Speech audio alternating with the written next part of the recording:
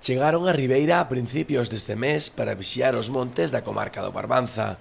Un grupo de 7 membros da unidade da Cabalería de Madrid da Policía Nacional, que xa está a traballar para evitar que as lapas arrasen ca flora e a fauna galegas. Trátase dunha operación de prevención de incendios que dou comezo a principios do mes de xullo e que rematará a finais de agosto. Con base en Santiago, este equipo de axentes desprázase aos diferentes municipios do Barbanza, un equipo que dará o seu relevo no mes de agosto para que outros 7 policías da unidade de cabalería cheguen á nosa ría. Los 7 que estamos aquí en Santiago, pues estamos haciendo patrullas en La Coruña también, la zona de Santiago, Ribeira, Ferrol también.